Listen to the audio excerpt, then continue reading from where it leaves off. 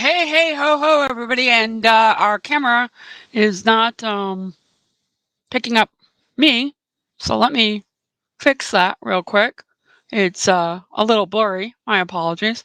We are live on the Nosy Liberal, as you can no doubt hear. Um, I'm just fixing the little camera issue we're having. There's the other camera. There's the camera I want to use. And there we go. Now we have the camera working. My apologies on that. Okay, we're here. We're live. We're we're awake. Kinda. Had one of those um had one of those days. And I'm wearing the same green shirt. I didn't change shirts. Um I It's still clean. It's it is what it is. It's still clean. This is Nosy Liberal. My name is Tom Reynolds. Let's get into it, shall we? Oh, we got lots to talk about. The Oscar slap, the Matt Gates. He's innocent.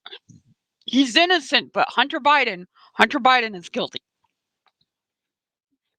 We have some personal stuff that I'm gonna talk about and try not to cry when I talk about it because it's a little personal. We got that.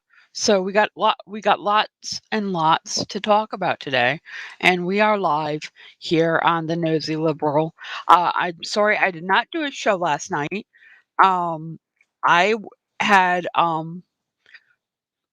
minor personal issue that I had to attend to, so we didn't have a show. My fault. My bad. It happens every once in a while. We are doing some programming changes for Monday. I know you're tired of it, but we have a new host for a new show that is coming on and going to be doing a live show at 8 o'clock for us. A young, up and coming host. So I'm going to be producing a show starting Monday called FYI Reports. I will be producing the show and editing and writing, and my good friend Darian will be um, the anchor. And I'm hoping that that will bring more news coverage to FYI Nation because it'll make things easier to do. So that starts on Monday. Monday, FYI Nation Reports starts at 8 o'clock on Monday and is our newest lineup of programming, original programming here, not hosted by me. Thank God. Um, there's that. So let's figure out where we're going to go and get going there, shall we? We shall. I think we shall. Um, let's talk about what we need to then there talk about in the news.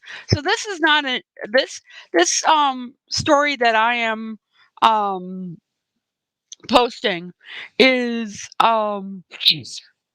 well it's old. It's an old story. It's not news as far as new stories go. It is news, but it's not a new news story. It's Matt Gaetz. Matt Gaetz is someone who is on the right. He is a Trump supporting, QAnon loving, um, that's so type of guy. And he is involved in a scandal. Um, and it's not good. So some things that this is from the Business Insider. Uh, the Justice Department has a wide-ranging sex crimes investigation into Matt Gaetz in dramatic fashion when Gates' ex-girlfriend this week testified before a federal grand jury. Her testimony marks significant victory for prosecutors who, for months, had sought her cooperation while investigation whether or not Matt Gates, Matt's is not his name. Gates is his name, Matt Gates, a three-term Republican, broke federal sex trafficking laws and obstructed justice. So they're trying to figure out what did he know, when did he know it, what did he do, when did he do it, and the news is he went on Tucker Carlson and pleaded his innocence. So he went on Tucker Carlson and was like, "I'm innocent, everybody. I tell you, I'm innocent. I did not do these things you are accusing me of. No. There's nothing wrong with that. You can go on TV.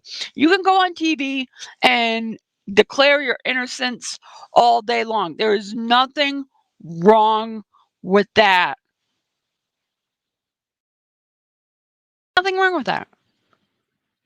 What is contemptible is going after somebody like Hunter Biden literally in the same segment. And there's no, you know, major scandal except the made up one and a grand jury investigation that is political in nature. So the differences is wildly different. Matt Gates is going on. I mean, would Tucker Carlson let Hunter Biden come on his show and proclaim his innocence? I don't think Tucker Carlson would allow Hunter Biden on his show. He might interview him, but I don't think he would make it in an innocent kind of way, the way Tucker Carlson just declares. He declares the innocence of Matt Gaetz. Now, you are innocent until proven guilty. You have that in America. You are innocent until you're proven guilty. But when all signs point to yes in the crystal 8 ball,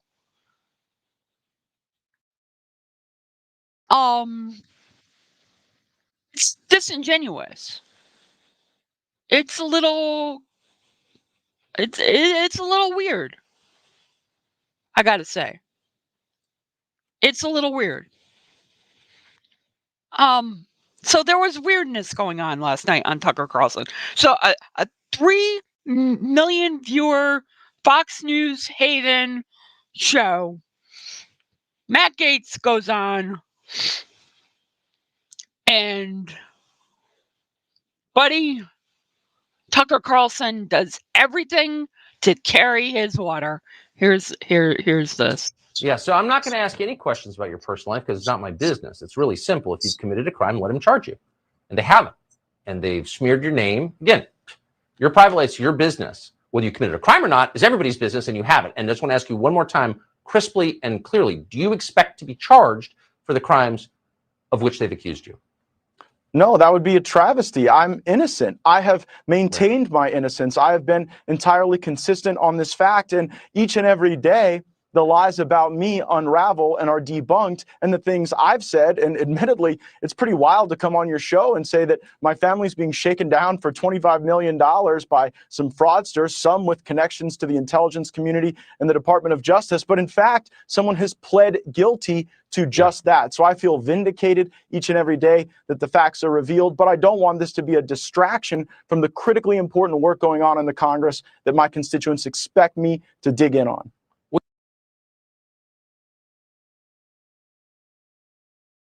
They expect him to dig in on the critically important work of investigating Hunter Biden's laptop. And I'm innocent. I'm innocent, I tell you. I'm innocent. Do you get the disparity here? Matt Gaetz goes on Tucker Carlson to defend himself and say how innocent he is. And then here we have, okay, this is distracting me. Get that out of the way. And here we have Hunter Biden investigation. I'm gonna get him. I'm gonna get him. I'm gonna do everything in my power. I'm and by the way, Tucker Carlson, I'm not gonna ask you about your private life. I'm not gonna ask any questions whatsoever. I'm not gonna do that. You're a friend. You're a friend. You're not Hunter Biden.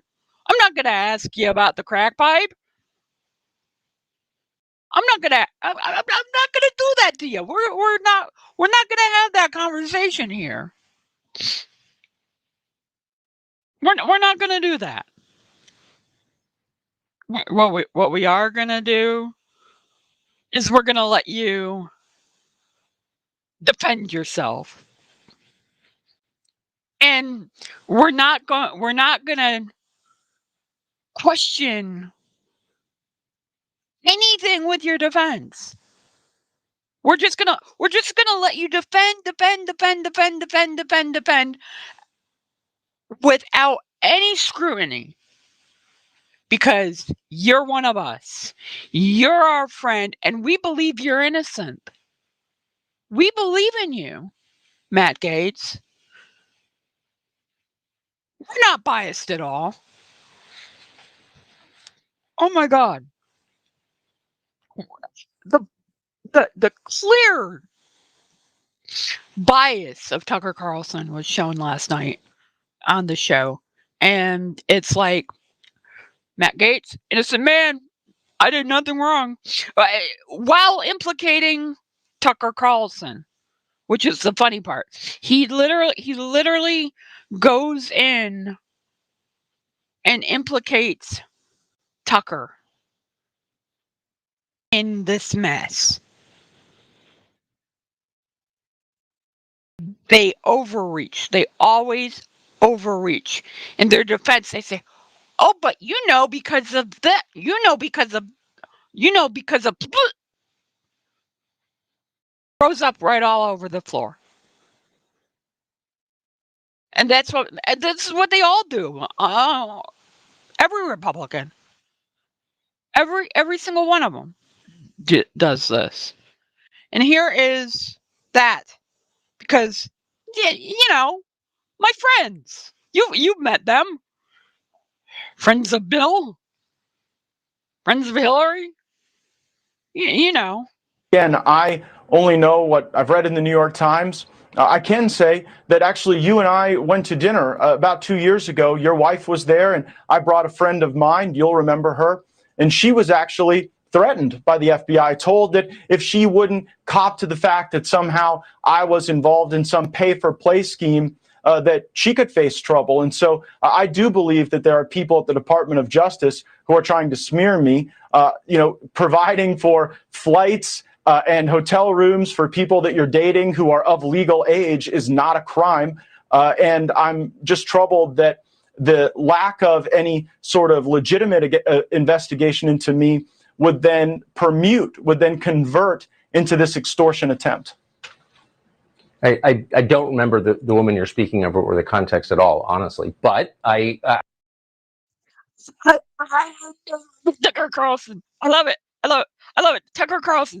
I know nothing of what you speak, Matt Gaetz. What are you?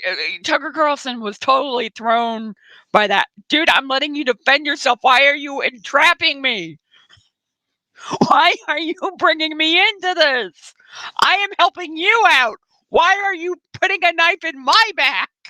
Tucker Carlson, I know nothing of whom you speak, Matt Gaetz. There's nothing wrong with paying for airline tickets. And when I dated somebody and I was seeing someone, legal age, by the way, I paid for their airline ticket to come fly and see me, and then we did the hoochie coochie. Nothing wrong with that. If they're of the legal age, there's nothing wrong with it. Perfectly okay to say, my generosity is so good to you that I'm going to do this for you. Nothing wrong with it. The part that is wrong is the age. It's the number, Matt Gates. You should know this from your QAnon friends. It's the number of babies eaten by Hillary Clinton. You should know this. Come on, dude. Why don't you know this, Matt Gates? You hire a fancy, smancy lawyer, which, look, because we did, and look, because we got out of prison. Bill, you're allowed to do that. You're great. Good for you. Good for you. It is though a little distressing. And I'm being kind when I say distressing. That we have a guy. Oh, break time. We're gonna come back right after these messages. And they're good messages. They're not commercial messages. Because we don't do commercials here on FYNation.com. And we have more to talk about. And I can't load my player, so we're not going to take a break. See how that works? I can't load. My player didn't load to take a break, so I can't take a break. We're not going to take a break. We're going to keep on trucking. It's live. We're doing it live. Producer! I'm going to be like Laura Ingraham. Producer, what are you doing in the booth? Producer, don't you know how to produce? Do you know who I am? I'm Laura Ingraham. You remember that? Laura Ingraham, back in her radio days, went batshit crazy on a producer because they missed a cue or something, and she went nuts. So she went full on Karen. She had a moment, and it went, producer. Somebody needs a cat producer, like Tara Devlin. That's what she needs. She needs a little kitty cat producer. Because holy Jesus, she is batshit crazy when she gets mad. And you could tell, like, if you watch her show, this all ties in. If you watch Laura Ingram's show, you could always kind of tell when she's about ready to split her shit and lose it. Like the clip that we have on the YouTube channel of her talking about to Ted Cruz about the justices and how we put all this money and time and effort into getting these justices. Why aren't they doing what we paid for? What's the point? You don't always get what you want, Laura. You don't. Did your white Jesus not tell you that? You don't always get what you want? Or did you ignore that scripture? Oh, Lord Jesus. So today, we're gonna have story time a little later in the program. Little personal stuff. I know I don't often get personal on here, but yeah, we're gonna get a little personal, and we're gonna dumpster dive into my life, because I think it's important that people understand where I'm coming from. So we're gonna talk about some personal stuff, but back to the Tucker Carlson. I love. We're gonna play the clip again for those who might have just gotten here. I might have missed it. We're the Tucker Carlson, like, genius of deflection. Like, Matt, I don't know what you are talking about, man. I don't look. I'm giving you an opportunity to defend yourself, and you are throwing me under the bus, Matt. What is wrong with you, Matt Gaetz? Why are you doing this to me, Matt Gaetz?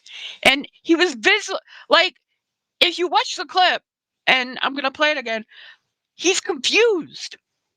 He's like, what's happening here? This has gone off the rails. And this is some funny ass stuff. It really is funny because here we have this impromptu moment, and Matt Gaetz is just spewing it out, man.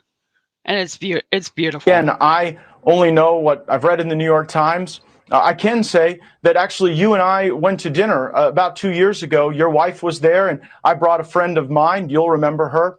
And she was actually threatened by the FBI, told that if she wouldn't cop to the fact that somehow I was involved in some pay-for-play scheme, that she could face trouble. And so I do believe that there are people at the Department of Justice who are trying to smear me, providing for flights and hotel rooms for people that you're dating who are of legal age is not a crime.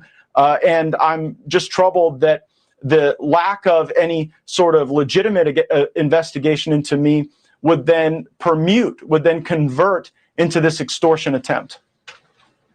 I don't remember the woman you're speaking of or the context at all, honestly. But yeah, I don't. What are you doing, Matt? What are you doing? Tucker just so confused. He's like a confused little puppy who just fell down. Like this confused Tucker Carlson is just like a confused little puppy in that moment. Like, what are you doing? What are you talking about? This girl that I met with my wife, and you're throwing my wife into this too? What are you doing, Matt Gaetz? We had dinner 2 years ago. I don't know. I don't know nothing about no dinner. I don't know nothing about what you're speaking of.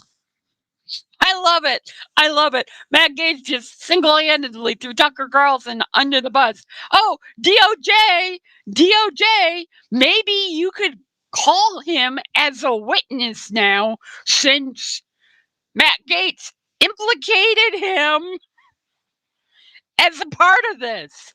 Maybe he could provide some, and that's why he did it, right? He's like, oh, but I don't recall, I don't know nothing. He went the Trump way. I don't know nothing. I don't know what's going on. But I'll tell you this much: you probably did. Nothing wrong. Oh, it's beautiful. Like I'm gonna go and I'm gonna implicate myself or my friend, while trying to not implicate myself into this whole cavalcade of crap. Oh, it's beautiful. I love it. I love it. I live for this stuff. See, this is stuff I could talk about. Like Cawthorn talking about sex parties and all that. I can't, get into it that much. But this, excuse me, I can totally, I'm like, yeah, let's go for the gold here. Matt Gaetz brings Tucker Carlson in and claims he knows one of the girls that is being investigated. Oh, Matt Gaetz throwing Tucker Carlson under the bus. And the best part is it's a friendly interview. Like, this is friendly. That's why Tucker Carlson was like, what? His head was about to explode. Tucker Carlson's head was literally ready to explode, and he was a confused and dazed little puppy. And it was, you almost, for a split second, because you have humanity, you almost feel sorry for Tucker Carlson. Then you realize what kind of a scumbag he is. And you're like, nah, we're not going to do that. We're not gonna feel sorry for you today. That's not how this. That's not how this story is ending. So you have all that. Hashtag FYI Live if you want to tweet me. Tweet me at hashtag FYI Live. You're watching or listening to the Nosey Liberal on FYNation.com. We're on a Roku channel for your information Nation Network on Roku. We are going to be on Apple, iTunes, and everywhere you can get your podcasts. It's just going to be a gay old time with that. But for right now, we're on the YouTube, we're on the Twitch, we're on the Facebook, and so yeah, there's that. There's that. And we're gonna start taking calls again soon. We're gonna open up the phone lines on soon. Soon we will. I haven't quite got there yet, but I want to. I want to get there because this is conversation radio, and conversation TV. So it's not just about me; it's about everybody, and we're inclusive here. And I'm wearing the thin shirt today again because I like the shirt so much. Yesterday I decided, what the hell, I'll wear it again today. So there is that. All right, let's go to Joe Rogan after this quick break for the half hour on FYNation.com, FY Live, the Nosey Liberal.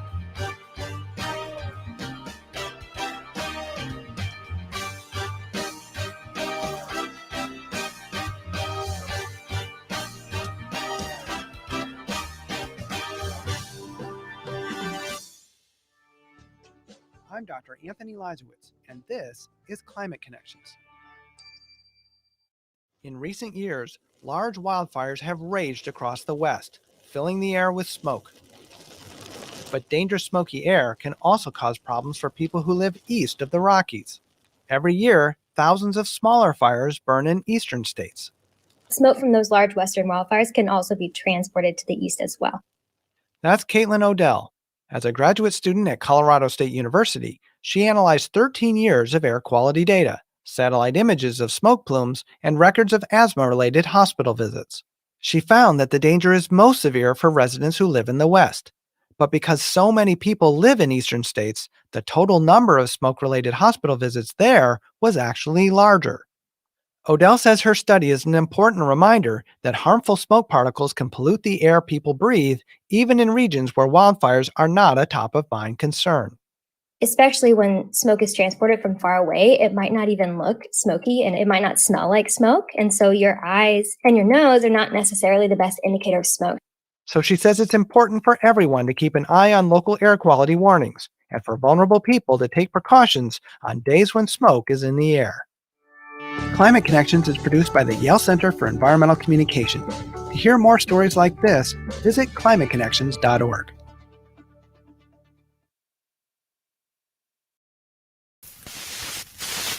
The Soundbeat on Twitter, and of course, soundbeat.org. Soundbeat is produced at the Belfer Audio Archive, Syracuse University Libraries. I'm Brett Barry.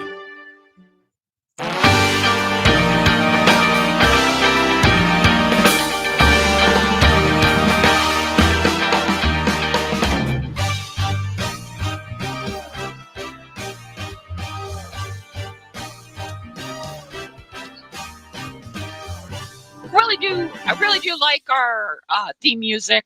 I really enjoy it.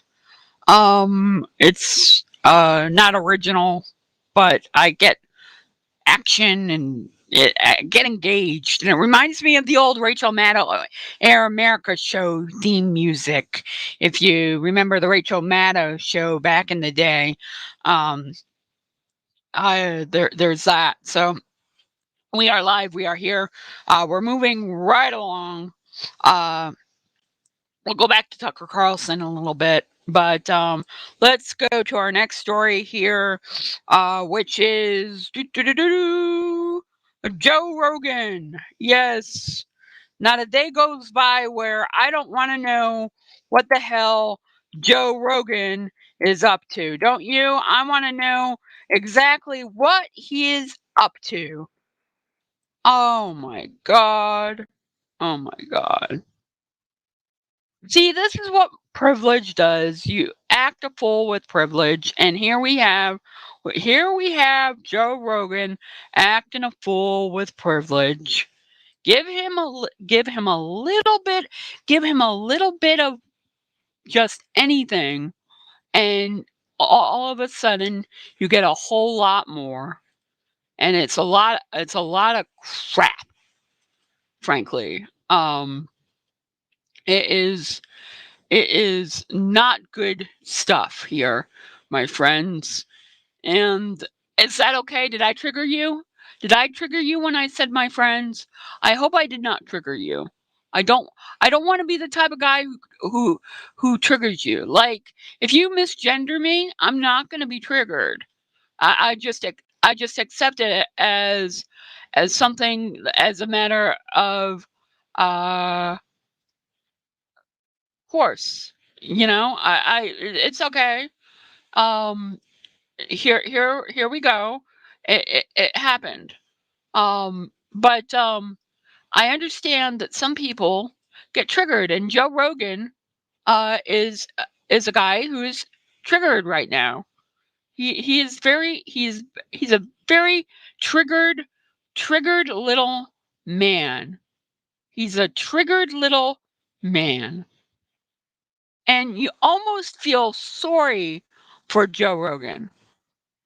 Again, almost. You don't actually feel sorry for him. You almost feel sorry for him. Fuck that, Joe Rogan says. He will quit Spotify if he has to walk on eggshells. So that's the headline from The Blaze. And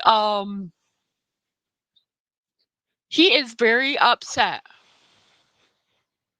that he cannot make controversial comments. Or as he describes it, walk on eggshells. I describe walking on eggshells as something different. But that's me. Excuse me. Joe Rogan, on the other hand, is a bastard. So, um, uh, and this is more of what Jim talked about earlier. I love it when Republicans self-cancel. This is Joe Rogan self-canceling. He's preemptively canceling his show. I will quit. If it gets to a point that I can't do it anymore, when I have to do it in some sort of a weird way, when I walk on eggshells and my mind and mind my P's and Q's, fuck that, Rogan said. See, Joe,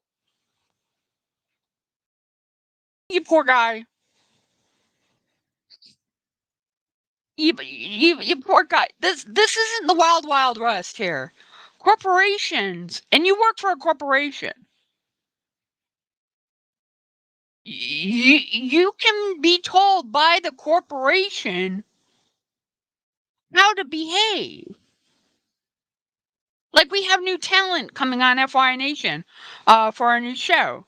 We have an agreement on how the show is going to be produced. That doesn't mean that Darian can't, like, go on his own tangent or not speak his mind if Darian doesn't want to speak his mind. I want that. And in fact, I make it more original. But we have an overall standard of what we want to do here. Like, I have a standard, believe it or not, of what I want to do to produce for you.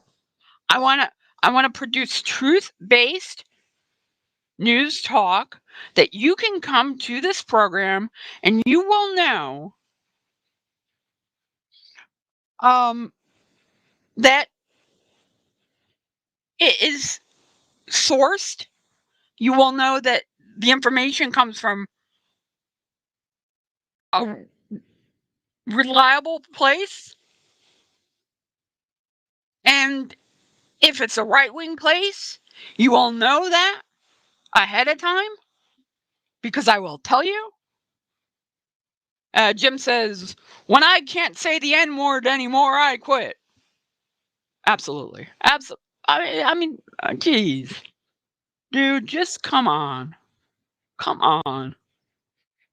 Quitting Spotify would put into jeopardy a deal between the incredibly popular podcaster and the online streaming service that was initially reported to be at $100 million, but since has been revised to an estimated $200 million.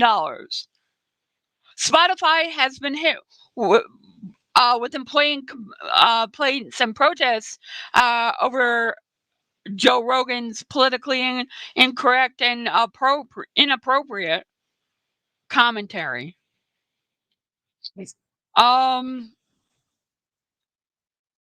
He hosts vaccine skeptics. I mean, he's ridiculous. He's a genuine putz. And let me turn my phone on. I forgot to do that. My apologies. See, standards. No phones. We do not have phones on the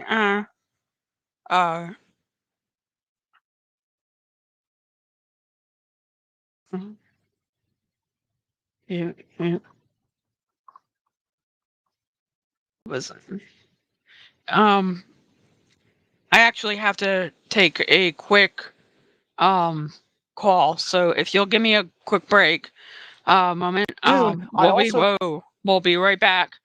I have to deal with something. We'll be right back. Hold on one second.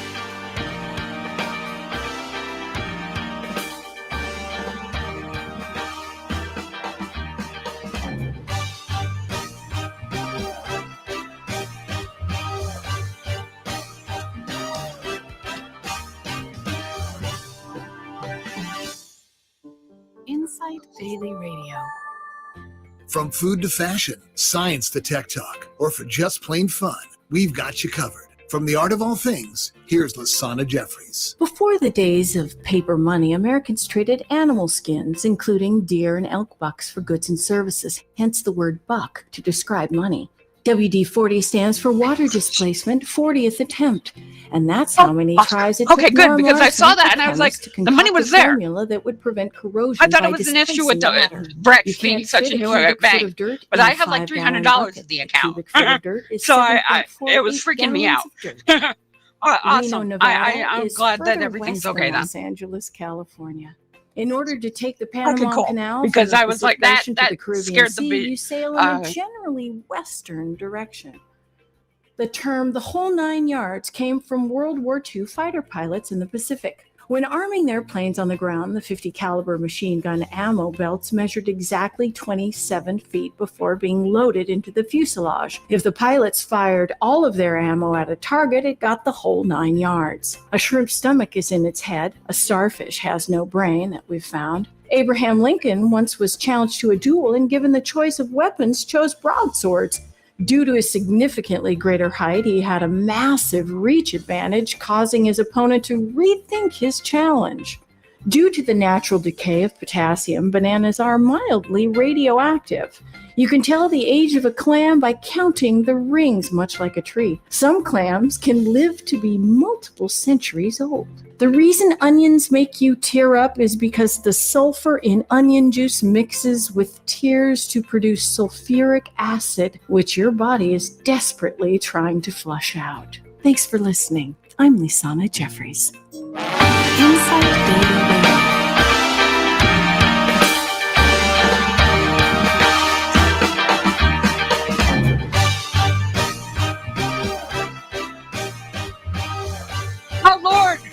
Oh Lord Jesus, usually I had the problem. Usually the problem is the mic is off. Usually the problem is the mic is off. I literally had to make an emergency phone call. I have an outstanding loan. I'm going to be personal for a minute. It doesn't matter. It was resolved. Like you heard the call. I made a payment for a loan for my business today. It was literally our first payment to a new loan that we got for my business. And they were like, the money wasn't there. This is your first payment. How do you screw up your first payment?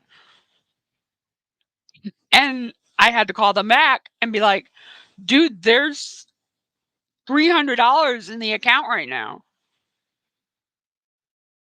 In fact, I double checked it, and that was last night's balance. Tonight's balance is $500. And we're a small business, so these things happen. But I nearly had a little heart attack being told that my first payment for a loan that for my business did not go through properly. So you heard the conversation. I don't care. It was a good conversation. It was not something I wanted you to hear over air, but the fact of the matter is, the fact of the matter is, the company that owns the network, and in fact, there's $510.74 right now in my business account. A little overshare for you. So I know the money is there to pay this 3 times over. And he texted me, and that's what the text was. The money's not there. It was literally like the Joe Rogan thing.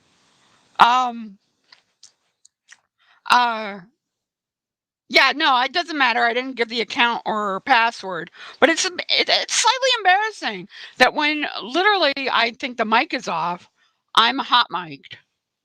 And Jim wants me to email the account number and information later. I will get on that. I will totally get on that. And I will give you my social security, although you probably don't want that because that's just not good. So I hot mic myself. We all do it every once in a while where we have an issue. That I'm really angry at my producer. My producer was supposed to turn my mic off. My producer did not turn my mic off. I'm firing the producer. Producer, yes, you're fired. Okay.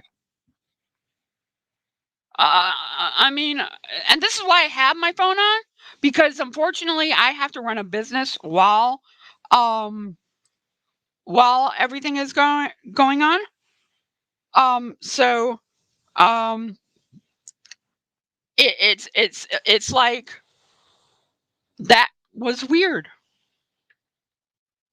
But it's a new, like, the bank that I use is a really cool bank for the business that I run. It's a internet bank, but the problem is it's so new that most banking systems don't recognize it yet. So that's an issue. They're like, this isn't a real bank. I'm like, yes, it is. My money is there. It's a real bank. It's FDIC insured. It's a real bank. So that is how we're able to, by the way, the business that I run is literally how I'm able to do this. The business that I run is how I'm able to monetize the YouTube, how I am able to produce a show for you. I pay out of pocket. I pay for everything. That's why, like, I have the instructions, the QR code to download the app for the Android and Apple phone, and I have the like and share and subscribe for our work, because that is what helps us right now the most. Retweet my tweets. Get the word out. Joe Rogan is a dick. He's a whiny snowflake. And it drives me nuts. So I hot mic'd myself. I bet you Joe Rogan never hot mic'd himself. He gets $200 million. He has a producer. He doesn't need to worry about hot micing himself. He just sounds like an idiot all the time. But Joe Rogan never has to worry. Tucker Carlson, I'm sure, never hot mics himself. You know? It happens. But I didn't, it was, the good thing is, just like we were talking about this show, I went in guns blazing, and I knew I was right. Now this break, we're going to take, and I'm not going to hot mic myself because I have to burp, and nobody wants to hear that. We'll be right back on the Nosey Liberal. My name is Tom Reynolds, the fired producer of the show. We'll be right back.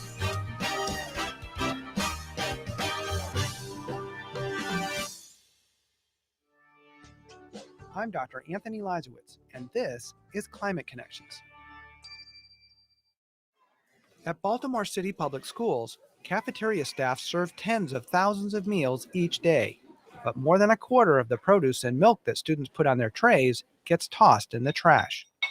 When that food rots in a landfill, it releases climate-warming methane pollution. So the district aims to reduce the food and recyclable waste it sends to landfills by 90% by 2040. Ann Rosenthal of the district's Food and Nutrition Services Department says a key to getting there is helping students feel more connected to the food served in the cafeteria. So incorporating their input as we put things on the menu and try new items is really, really important. The district also has a farm where students can learn more about how food is grown. Rosenthal says after students have picked a tomato, they're more apt to eat one at lunch. And I think this is something that isn't always top of mind when people think about food waste reduction efforts. But data show us that students with opportunities to engage with their food systems in a hands-on way, whether this is through visiting a farm, working on a school garden, participating in a cooking program at school, these students are more likely to eat produce in the cafeteria. And less likely to throw it in the trash. Climate Connections is produced by the Yale Center for Environmental Communication. To hear more stories like this, visit climateconnections.org. On the Soundbeat on Twitter, and of course, soundbeat.org. Soundbeat is produced at the Belfer Audio Archive, Syracuse University Libraries. I'm Brett Barry.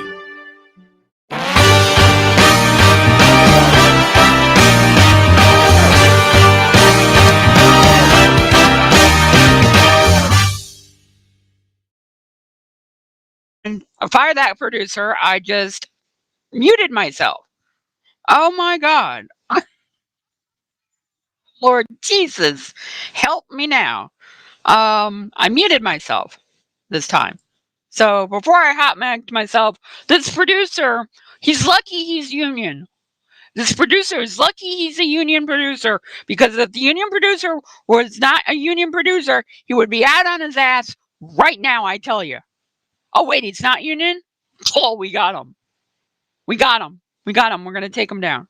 So I want to tell a little bit about, I want to be a little personal before we end the hour. A little story time. And because we got lots to talk about today, and Joe Rogan kind of spawned this. I am very, I don't feel like I have a good body. I'm very body conscious. Dysphoria, even. I would go as far as to say dysphoria. That's part of being non-binary and having issues. My issues is my body, and for those who can't tell, I lost my teeth when I was younger. I did get bridges, but I lost them in a car accident, and I couldn't replace them.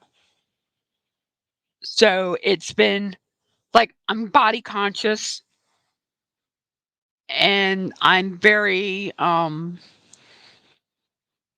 already don't like the camera.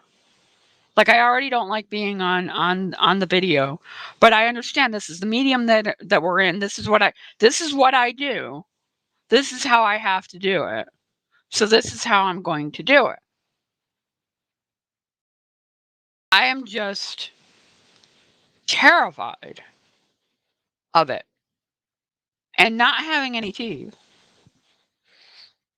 Well, having like 10. I don't know how many you're supposed to have, but I have like 10. I have like the lowest number. I can just barely eat with the teeth that I have. And I'm lucky. And the alignment that they did when I did all the work for my teeth that I do have was perfectly done. This is difficult to talk about. But on top of my voice that gives me issues, on top of my body because I'm a little overweight gives me issues, on top of my back because I have a little bit of a hunch gives me issues. It makes me really uncomfortable. I have very few teeth. Next week that'll change. I got a set of dentures. And I am relieved and scared all at the same time. So Tuesday or Wednesday, if all goes well, I should have a full, nice smile. And this is important to me because I want to be able to present to you and not be okay, I'm going to always be self-conscious, but I would like to have one less thing that I am self-conscious about, and I'd like to use the other camera. The HD camera, I would love to use instead of the look like I'm praying camera and going from there. I know that we're in a day and age now where people are accepting of other people's looks and people accept me for who I am and everything else. I don't.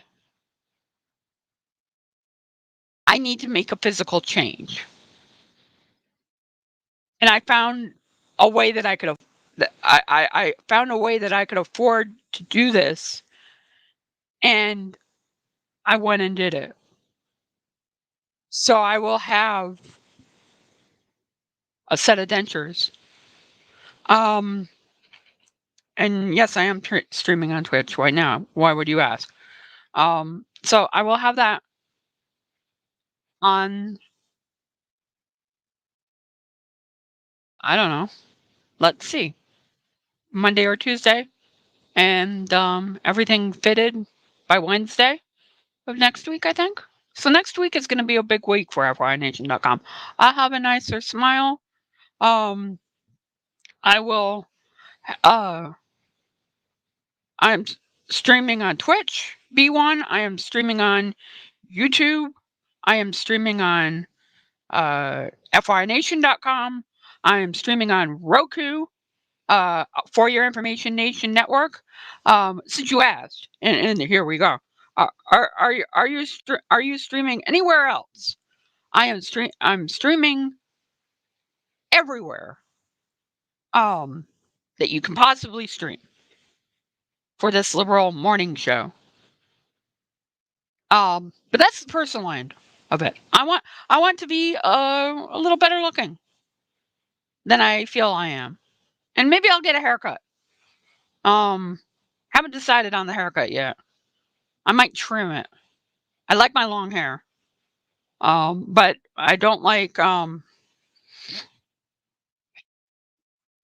the disaster it creates in the morning trying to fix it after dealing with it at night when I wash up. So there's always that. But we're coming up to the top of the hour. We're going to have our break for the top of the hour. We're going to go into that. We're going to talk about everything that we can. When we come back, more news, commentary, and we will also be taking. Do we have a green news report? We will have a green news report for you as well. And it's gonna be a really fun top of the hour next hour. So stick around, won't you? We got Clarence Thomas, we got social media wars, we got Cawthon and being in deep trouble, we got Rand Paul, we got lots and lots of stuff. We'll be right back. You're listening or watching live on FYNation.com and our home on the internet. Download the app. We have an app, Apple and iPhone. And iPhone is the same thing as Apple.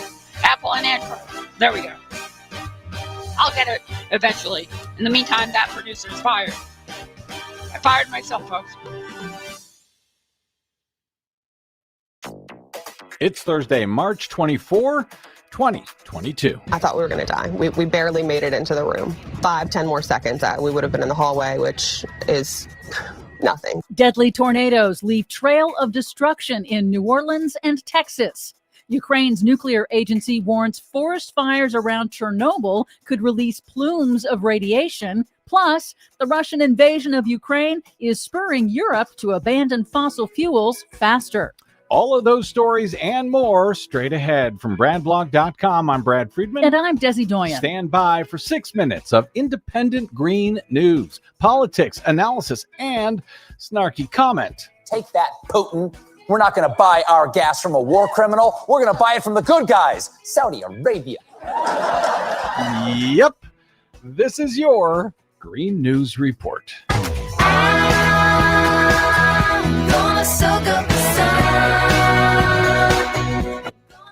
Okay, Desi Doyen, climate change-related disaster after disaster after disaster in Louisiana and in Texas.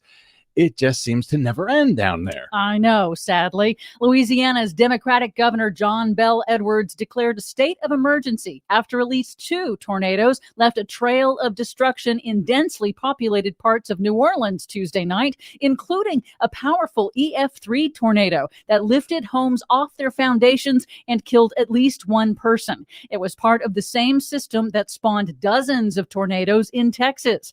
The New Orleans tornadoes knocked out power to thousands just 7 months after Hurricane Ida heavily damaged the city's electric grid. And it's a region that has been pummeled repeatedly by multiple hurricanes over just the last 3 years. It has, and you would think that in Texas and Louisiana, huge fossil fuel industry down there, they would start to get the picture after all of these hurricanes, these floods, these wildfires, and now these tornadoes. In a site visit, Governor Bel Edwards warned residents that the death toll could rise. Take a moment to remind people that in natural disasters, especially when you have power outages, a lot of times the biggest loss of life isn't from the storm itself, it's from the operation of generators. And so we ask people to please be safe. Make sure that that generator is operated at a safe distance from your home, never in the home. More than 600 buildings sustained damage, many of them homes still awaiting repairs after Hurricane Ida last fall. As far as the influence of climate change on this specific storm system, the data is somewhat mixed on tornadoes, but studies do show that tornadoes are getting more intense, more frequent, and more likely to come in swarms, including an increase in nighttime tornadoes because of rising overnight temperatures. In Ukraine, the country's nuclear agency reported this week that Russian troops occupying the Chernobyl nuclear site have looted and destroyed a state-of-the-art laboratory that was working to improve nuclear waste management and contained radioactive samples that are now, quote, in the hands of the enemy. They stole radioactive samples? Yes. That doesn't seem smart. This is true. The agency also warned that several forest fires are burning around the Chernobyl site that could release plumes of radiation trapped in trees and soil, but that the Russian military's occupation is obstructing efforts to put out those fires. And if you burn a radioactive forest, doesn't that send radiation into the air all over the place, including into Russia? Yes. And a few days ago, the Ukrainian authorities said that they had lost the ability to monitor the radiation levels near Chernobyl. Is that monitoring still down at this time? Yes, unfortunately, it is. As we go to air, President Biden is in Europe to push European leaders to take new steps to curb the continent's deep dependence on Russian oil and natural gas that indirectly fund Russia's war machine. Biden also urged U.S. companies operating critical infrastructure, including the energy sector, to harden their defenses against potential cyber attacks, citing new intelligence. And the Russian invasion of Ukraine is spurring Europe to abandon fossil fuels faster. European countries this week backed a proposal to impose the world's first carbon border tax. That's a tariff on imports from countries that don't cut their carbon emissions. That's good.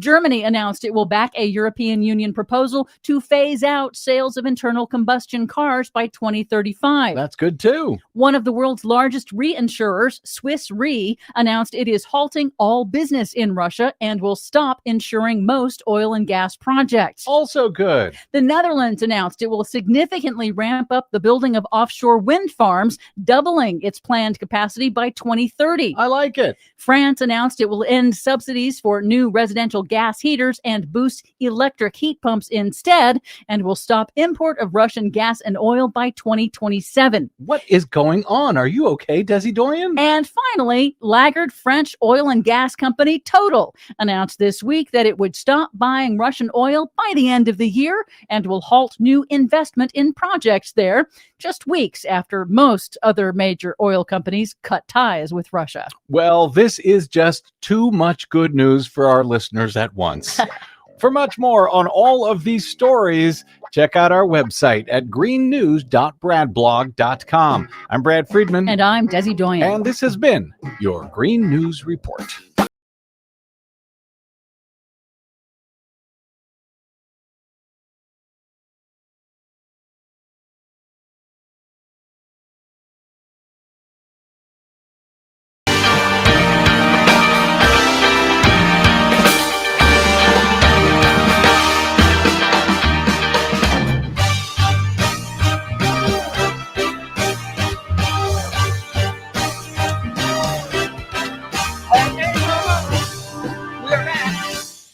In our second hour of the program, ours seems to be going a little slow today.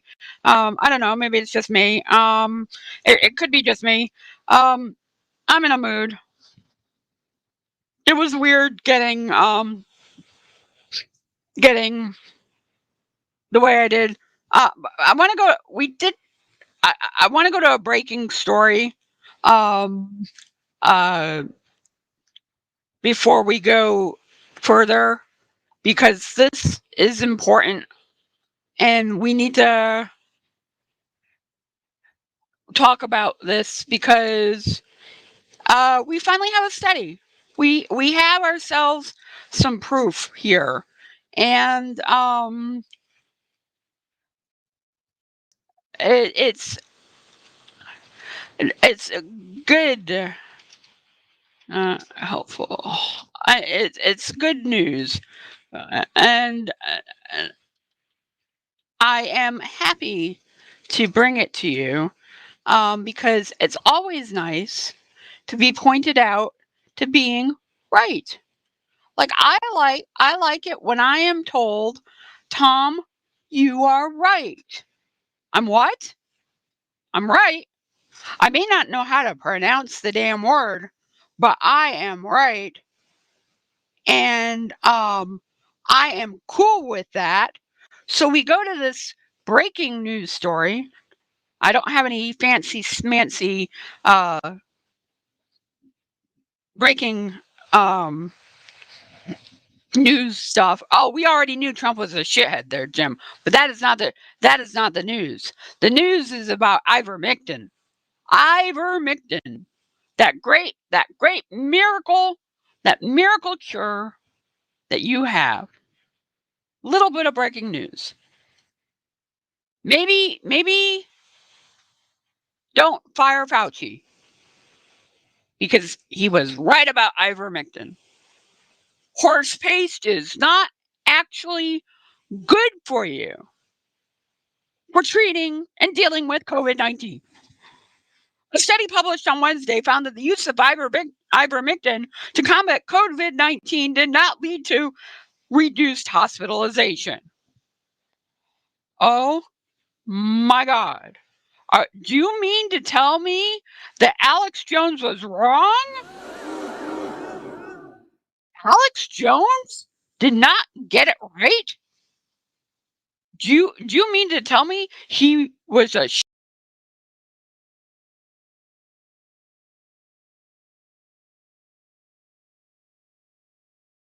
walk on eggshells? Wow, that was weird. My computer just glitched out. For a moment, the stream just went bonkers. That was very weird. That Joe Rogan was wrong about ivermectin. That we were right all along.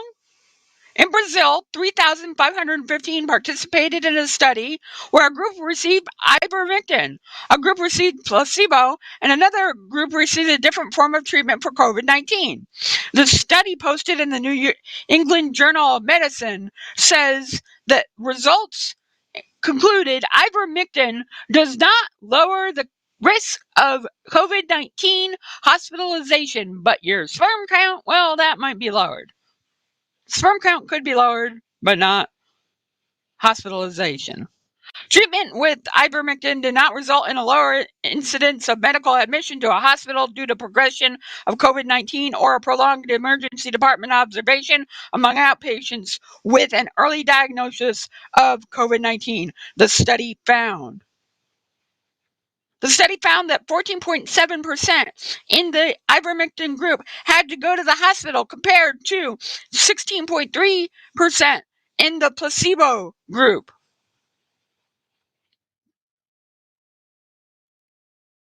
A 2% difference from the placebo. You would be calling if you were given ivermectin. I do too, Jim. I love it when the Republicans self-sterilize.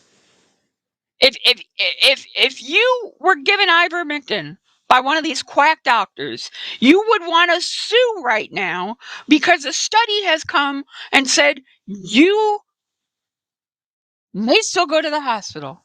And it's no better than a placebo. No better than a placebo. I shit you not.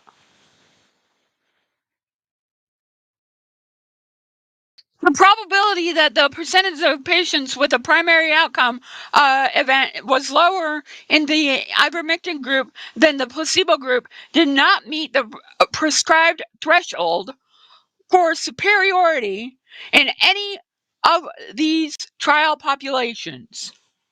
So basically, me, a high school educated talk show host, who is not paid $200 million, had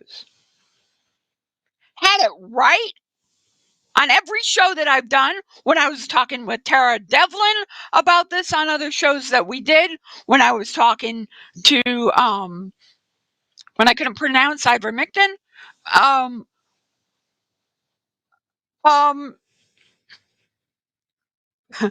this is crazy. I am officially smarter than Rand Paul. I didn't need this. I just kind of knew that, you know what? Horse paste is not going to help me fight COVID-19. I knew that. I knew that ivermectin was not good. And you know how I knew it? Every Trumpanzee out there was like, yeah, horse paste. Horse paste it is for me. Alex Jones was like, I'll drink a bottle of it.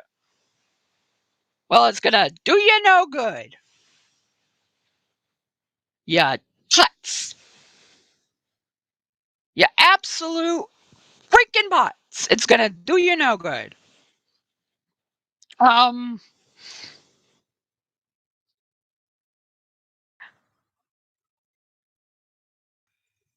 The use of ivermectin in a recent study showed it was more popular in countries that were dominated by Republicans, as it was peddled by some right-wing politicians. and groups who are against the COVID-19 vaccine.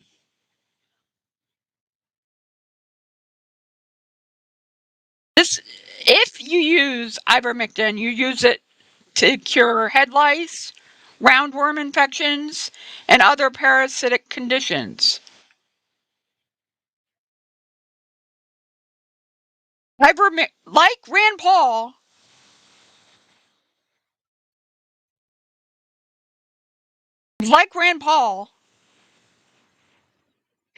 it's pseudo. Rand Paul is a pseudo libertarian. This is a pseudo cure. I'm okay with that. I'm down with the news, baby. I am down with knowing that this is totally just crystal clear. Couldn't be any clearer.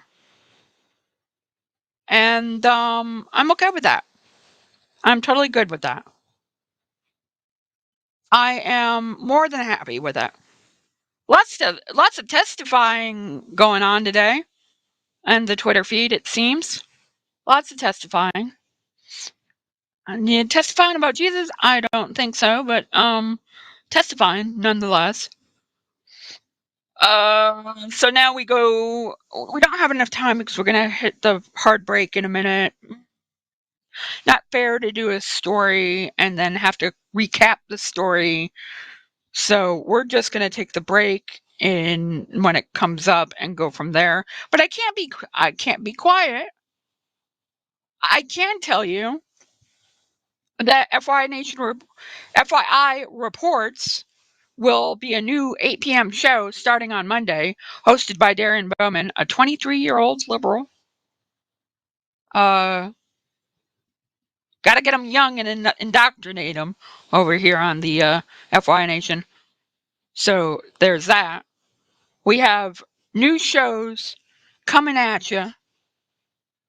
We may have another new show, but I can't talk about it yet because we're in negotiations. So we may have 2 new shows for you for FYI Nation. We have an unnamed show, and then we have the great FYI Reports. We got a new fancy website coming up for FYI Reports where we're going to do news stories and news articles and help them go viral for Darian's show. We're gonna really produce the hell out of this show. It's going to be an hour news magazine. And we're going straight after Tucker Carlson's jugular. We do not have an 8 p.m.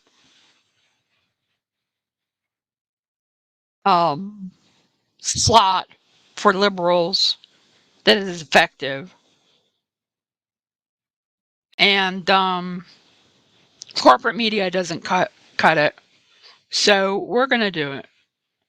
I've taken it upon myself to do it.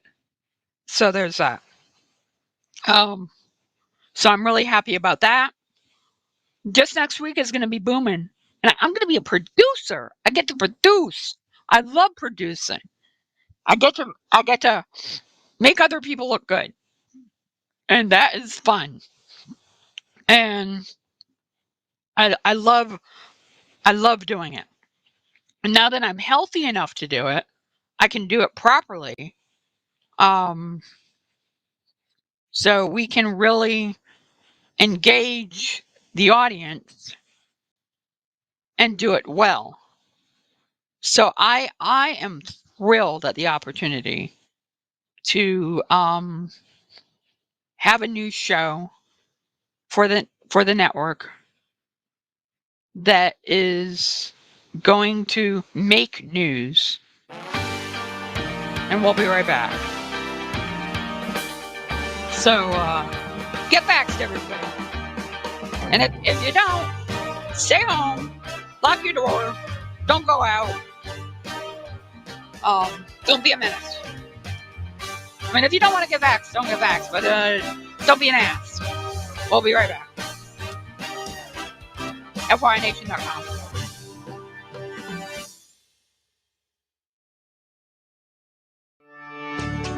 I'm Dr. Anthony Lizowitz, and this is Climate Connections.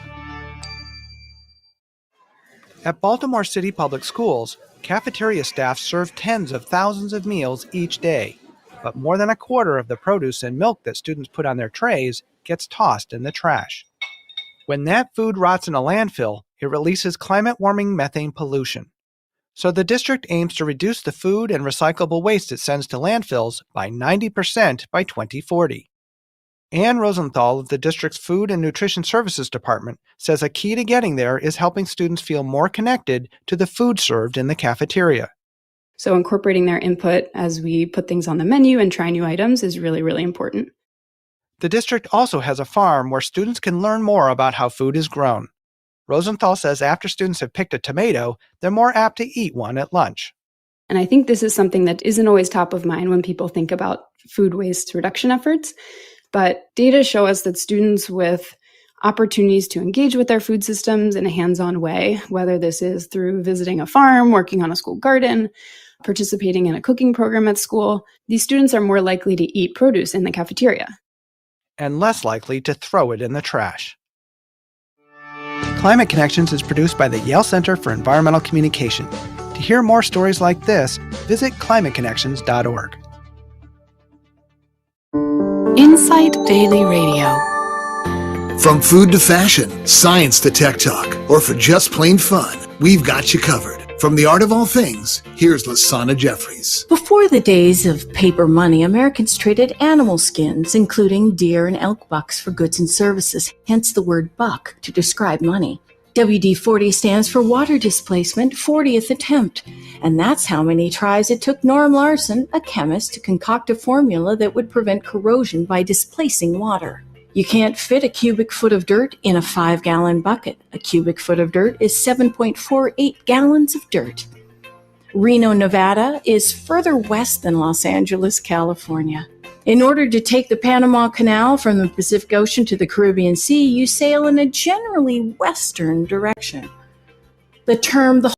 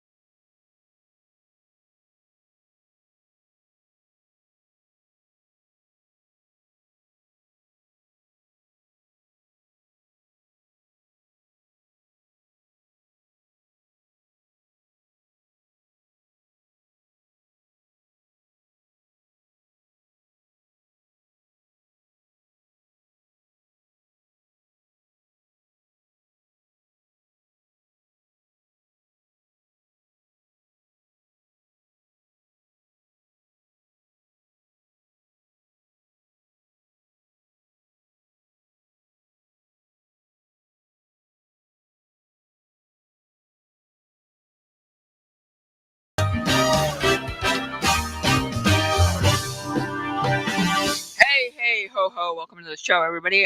We are live. We are here. We're producing.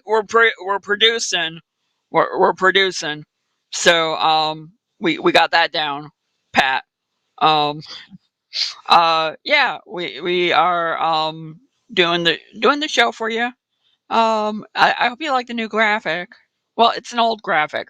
Tara Devlin made that graphic. Not the Stars and Stripes background, but she made the FYI Nation graphic. That's our original graphic that we have that I was able to find. I was able to pull off my old show. Yeah, unfortunately, the break did get muted briefly, but not on the radio. We had a slight issue where I had to fix something. But we're gonna see how we can make this work. It is what it is. We're trying out some things because I need to I'm trying to test some things for the show, and trying to make sure that everything is appropriate and correct, and working in the way it should, and we're getting there. But the break was muted, yes. So we're not going to try that again. Yeah, ivermectin, don't do it. Rand Paul, jerk. Kind of works together, no? Yeah, I think it works together. Rand Paul is a toxic human being. He's not a real libertarian. He's a pseudo libertarian. Because if he was a real libertarian, he'd just join the Libertarian Party. But he won't do that. So there's that. He won't actually I don't know, bother to do what's right. And I gotta fix I gotta fix this. This is driving me bonkers. Hold on. I can't do this angle anymore. As much as it pains me and drives me crazy for you. I'm crazy. We're going to the old HD camera. Yes. That is something that I can tolerate slightly more and slightly better. And my dog just came in the room, so there is that. And I'm gonna find a way to not be in the way of the Twin Towers when I do it. But there's that. Took out the other camera, put on the HD camera. We're just gonna be invaded by the camera. And we're gonna call it done, because Tom cannot deal with that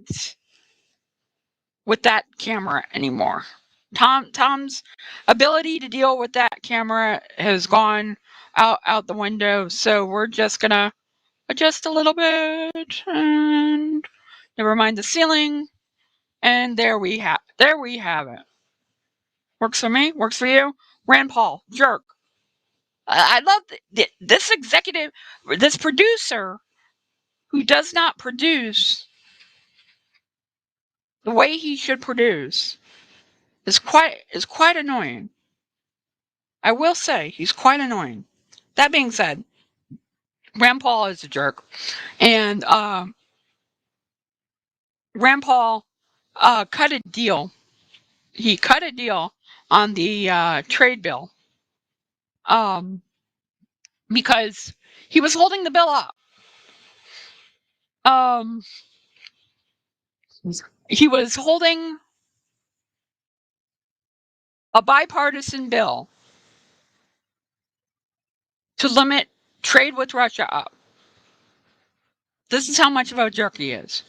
The agreement confirmed by Paul and Senator Thune, the number 2 Senate Republican, will clarify what qualifies as violation of human rights under the U.S. law, named after Sergei Magnitsky, a Ukrainian-born Russian who died in police custody more than a decade ago in Moscow. Senators are urging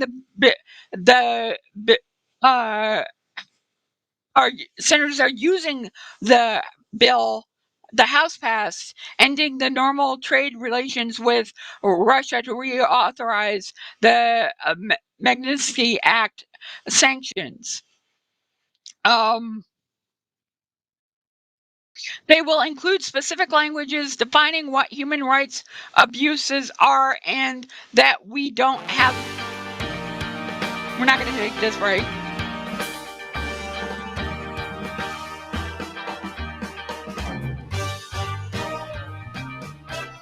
We're live.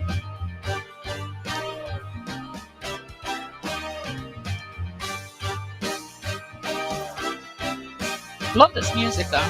Don't you? I love it. I'm a fan.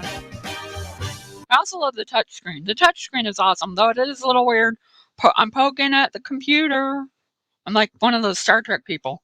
Poking at the... Oh, by the way, the new episode of Picard drops today. That should be fun.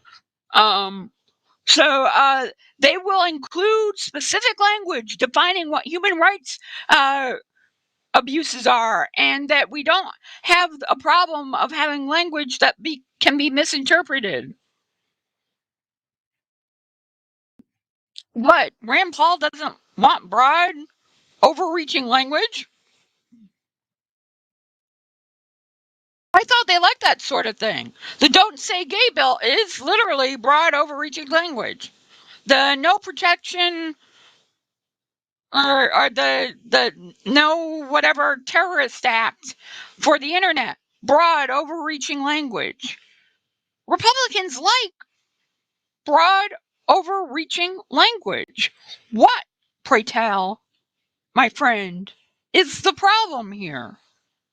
What is the malfunction here? The original bill, Magnitsky bill, targeted gross violations of human rights.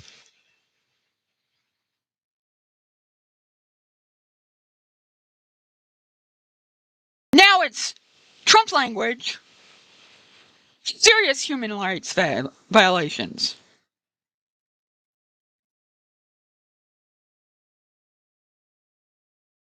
And has a definition for what would qualify.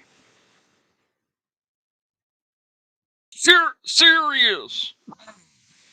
As opposed to gross. Like the sound effects? I do.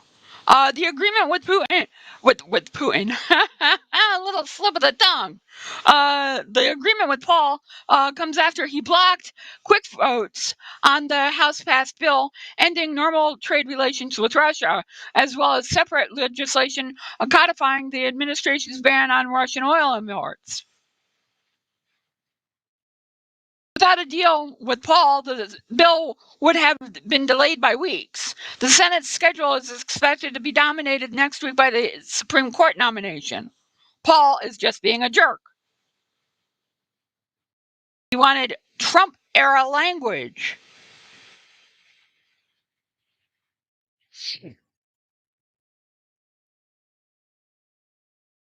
So, he believes they have a deal, and he would drop the hold as long as his version is there. Selfish little bastard. He added in a statement on Wednesday afternoon that he was pleased that the majority agreed to compromise and explicitly define human rights abuses that may be sanctioned.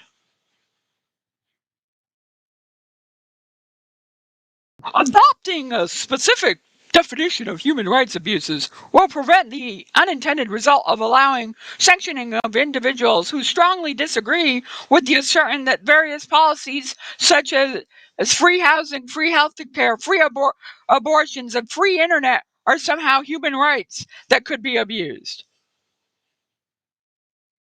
Rand Paul said. What? Free internet?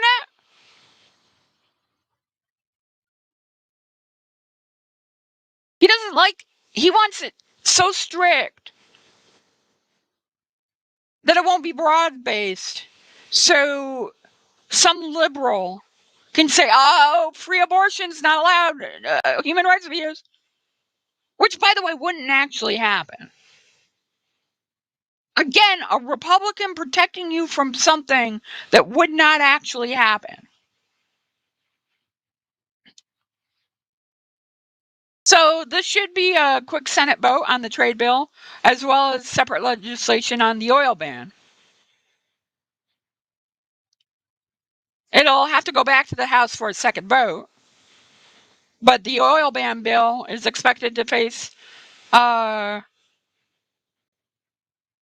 technical challenges that will also expected to go back. See, the Senate man is so jacked up.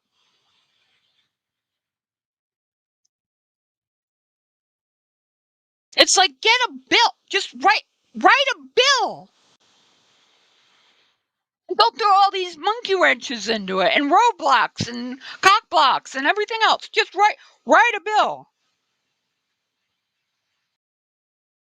Jim says the ferret on his head. Oh, that's a ferret? Why are you insulting ferrets, man? What do you have against ferrets, Jim? Come on, Jim. What do you have against the ferret on his head? I like ferrets. They're cute. They are cuddly. They are not rats or rat related. I have a good friend, Leslie Tyler. I almost wanted to say Nicole Sandler, but she's a friend too. But Leslie Tyler of shows past has ferrets. Ferrets are adorable little creatures, unlike Rand Ball. Do not insult the ferret, or the parrot population. Oh, did y'all hear about speaking of animals run wild, did you hear about the flamingo? Was it? Let me just get the story real quick. I'm going to look it up real quick. Flamingo on the loose. Flamingo. This is all over the radio the other day. A big news story. Flamingo on the loose. Let me just. I'm trying to touch a screen that has no touch screen. I'm an idiot. I gotta fire that producer, man. On the loose. Flamingo on the loose. Let's see. Yeah, an African flamingo has been on the loose since 2005. How do you lose a flamingo? Just one day, oops, lost it. There it goes. What? How do you lose a flamingo? How does this happen? Pray tell. How does this actually happen? You lose a flamingo? I mean, senators every day lose their minds, so I guess it's only appropriate that we could say we lose a flamingo for 17 years.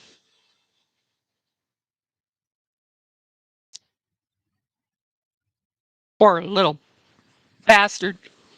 Oh, Lord. So there's that.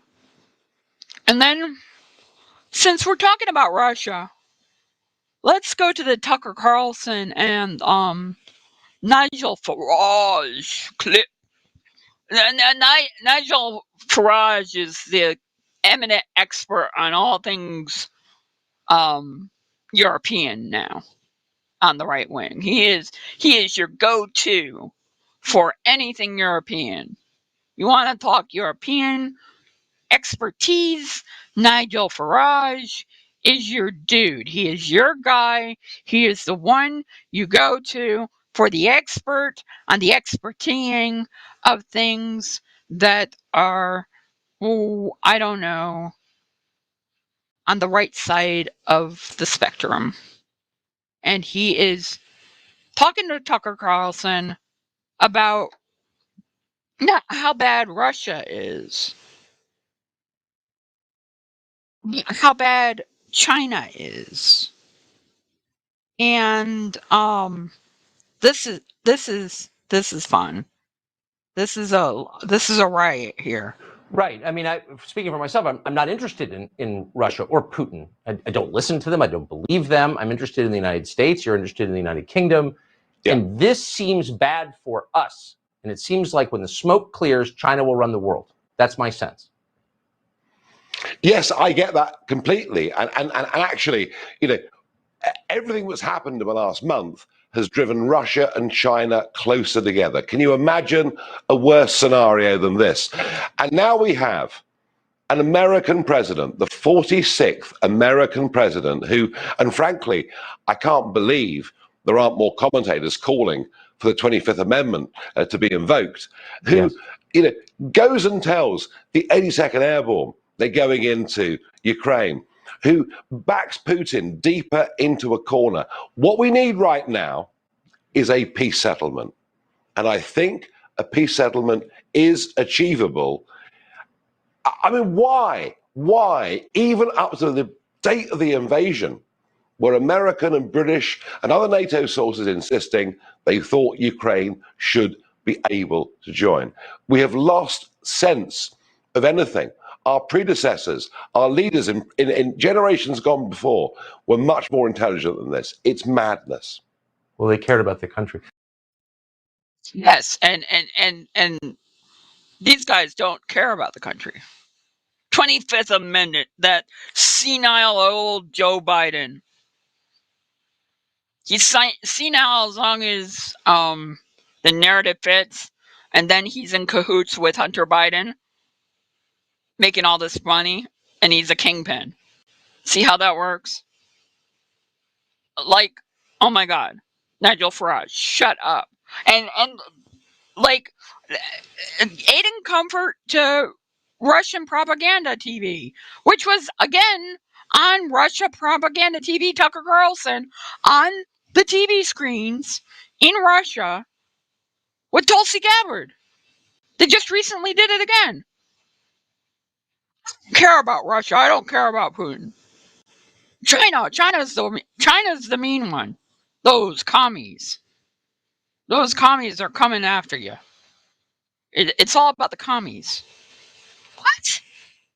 Get serious here. Get real, man. This is crazy talk. And again, Nigel Farage, in his little tangent there, blames the United States and Britain for the Ukrainian invasion. He comes right out and says, well, if they stopped offering NATO to Ukraine, they never would have invaded. Russia was going to invade either way. Vladimir Putin was going to invade irregardless. There was no difference. There was no difference on what would make him not invade. He has a fever dream of reuniting and re-glorifying what was once a thing. Let's be honest about that. Can we? Can we be honest about that? I would like to think that we can. But maybe that's the problem, that we cannot be honest about it. I do apologize for all the weird technical difficulties today. They aren't intended. They're just kind of showing up at the doorstep. It's frustrating. But I'd rather work it out now and get it out of the way and get it fixed and resolved than work it out later.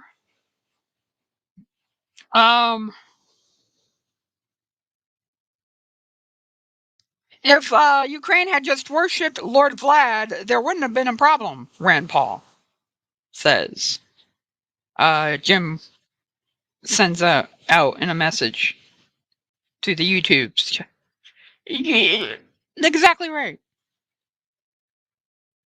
If they just bent the knee and did as they were told, it's like when you're dealing with the police. If you just do everything the cop says, if you just go the way the cop wants you to go, everything will be all right. You have nothing to worry about.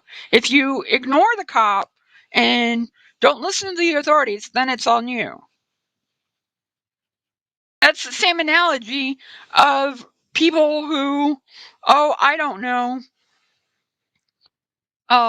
wear provocative clothing and get raped, and then it's their fault. Well, if you didn't wear such provocative clothing, you wouldn't have been raped, and there wouldn't be an issue right now, would there? Would there? This is your fault you got raped. Not the guy who did the diddling, or the girl who did the woo-woo, We're using technical terms here, the diddling and the woo-woo.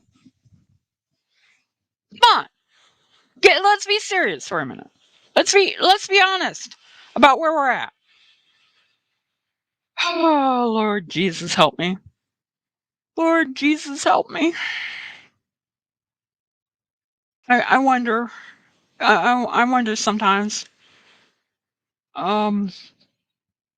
It's just absolutely, positively crazy that this is where we're at. So, Cawthorn, he's in deep trouble. He's got to get his act together, folks. He's got to fix himself, because otherwise the hammer is going to come down on him. You know, it's okay. It's okay if you're racist, misogynistic, just a general jagoff in the Republican Party. But if you go telling stories out of school, if you dare say that, oh my God, here we have an orgy going on and key bumps of cocaine happening. Well, you got to turn yourself around. This is from the Hill. McCarthy told reporters addressing a meeting he had with Cawthorn, he's got to turn himself around. All of a sudden, McCarthy gave Cawthorn, I'm not going to reread the quote he said because we can play the video. McCarthy said Cawthorn gave him no evidence to back up the characterization. The explanation for the cocaine allegation was that he thinks he maybe saw a staffer. See, I got it. I said yesterday it was a staffer. I said yesterday it was a staffer. I knew it. I knew he was going to go with the staffer. He thinks he maybe saw a staffer in the parking garage from 100 yards away. How do you see? I mean, how good is your sight that you see a staffer 100 yards away doing the key bump of cocaine?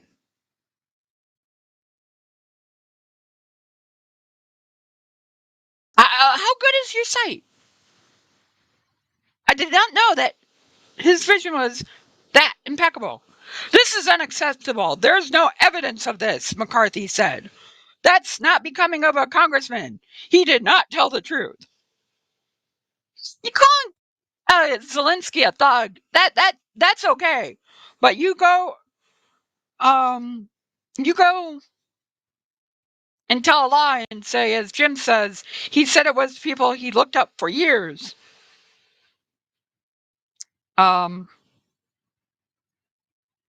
Then he changes it to it's a staffer. I knew it was a staffer all along. Knew it.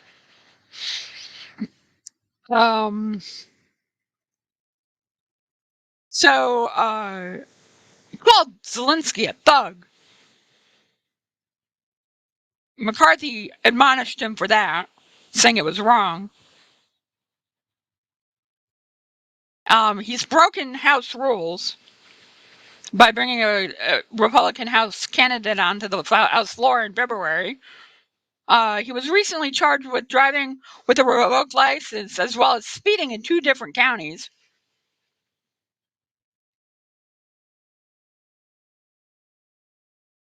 McCarthy says a lot of different things could happen, referring to Cawthorn. He's lost my trust and he's going to have to earn it back, McCarthy said.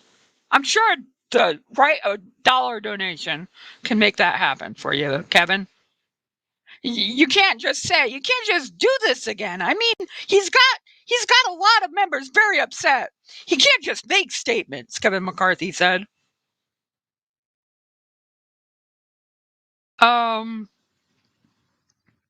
Tillis and Richard Burr, they're embarrassed.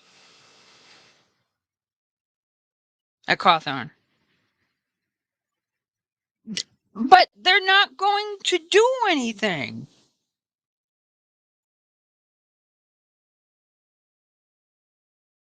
And Jim is right again. McCarthy had to explain that thug is reserved for black folks. You don't call white folk a thug. You call them messer. That's what you call them. You say messer, sir. Oh my God. They're gonna do nothing. This is gonna they're gonna quietly sweep it under the rug, and they're gonna do nothing. The bullshit from it is just eye-poppingly funny ass drama. The actual anything to actually happen is not the case with any of it. So let's be real there. Nothing is actually going to happen. So there's that. So moving right along, like the song says, moving right along. See, you could have a sex scandal and not be like Cawthorn and make it bad. You could actually just maybe, I don't know, be like Matt Gaetz and go on Tucker Carlson and plead your innocence. You are just innocent. Innocent until proven asshole. Assholio. Speaking of assholios, we have a gigantic one. A gigantic one named Alex Jones. Alex Jones, what can I say? What can I say about Alex Jones that hasn't been said? Talk about a jag-off. Oh my God. So Alex Jones is being sued by the Sandy Hook families because he said all these vile, despicable things about the Sandy Hook children and got himself evicted from platforms. He's basically censored, which I don't have a problem with. You have consequences to the idiot ass things you do. And here is a consequence. So Alex Jones slapped with escalating fines of $25,000 per day until he testifies in the Sandy Hook defamation case. $25,000 per day. I am dealing with a daily payment for something that is hard for me to do, but I'm managing. I cannot imagine. And no, it's not a loan shark. I cannot imagine $25,000 per day. That's crazy. He was found in contempt of court and he continues to refuse to give testimony about the 2012 Sandy Hook kids being crisis actors. His words, not mine. Daily fines. Daily fines. He will have justice. Judge Barbara Bellis on Wednesday ruled that Jones willfully and in bad faith violated without justification several clear court orders requiring his attendance at his depositions. Jesus. Depositions. As evidence, she cited the fact that Jones did a broadcast from his studio the day the depositions were scheduled to occur, despite the fact that he claimed he couldn't attend the deposition due to his health. Like, I was not feeling well last night, and I had some other complications, so I didn't do the show. Yeah, but you could sell enough food buckets, Jim, and you got it made. So he's on that food bucket trail of macaroni and cheese to be able to pay the exculpatory fine starting at $25,000 a day, and can then be an additional $50,000 the second day, $75,000 the third day, and so forth and so on. Oh, I love this judge. I love this judge. This judge is awesome. This Bellis is amazing, Judge Bellis. Just hammered down. Hammered down. The fines would be refunded if Jones complies with the court order, she had. Come on. Your Honor, I was with you. I was with you. But they can be refunded? I don't want refunds for Alex Jones. Make him hurt. Make it hurt. In other news with that related case, Alex Jones had a settlement offer on the table, and the Sandy Hook family said, "Nah, we're not taking it." So, yes, but is this Republicans care about money and conservatives do too? But is this enough? Is this a high enough cost for them? I don't know. I'm not sure. Jury is out on that. But yeah, so there you have it. Film at 11. I don't know if it's I don't know if it is a high enough cost for the Republican conservative right-wing bastard Alex Jones. I honestly do not know. So that is a good question. If it is a high enough cost for him to be able to say, well, here we have this, because this guy is so callous. He's able to say this stuff about grieving families and not have a care in the world about it. And it's just like, dude, come on. Let's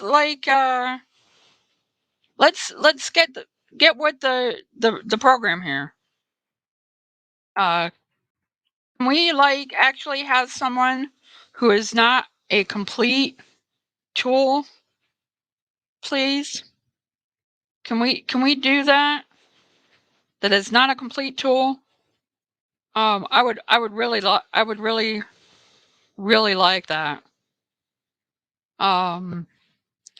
I think it would be great if Alex Jones would just go away, but I have proven, even with short clips of him ranting and raving, Alex Jones clips will just do gangbusters well when it comes to our YouTube feed. There is a wanton need for Alex Jones. It's sick, it's sad, it's pathetic, but it is there. And it is gross nonetheless. And it needs to be dealt with on a higher level. But unfortunately, we're dealing it with on the low ball, and the judge is going to refund the fines if he does the right thing. Why is she rewarding the right thing? You gotta ask yourself that. Why is she rewarding the right thing? You shouldn't reward bad behavior. you should, I mean, even conservatives say this. Even conservatives are like, you shouldn't reward bad behavior. You should do the right thing and always do the right thing. And it should be that simple. But unfortunately, here we are in the situation where it is not that simple.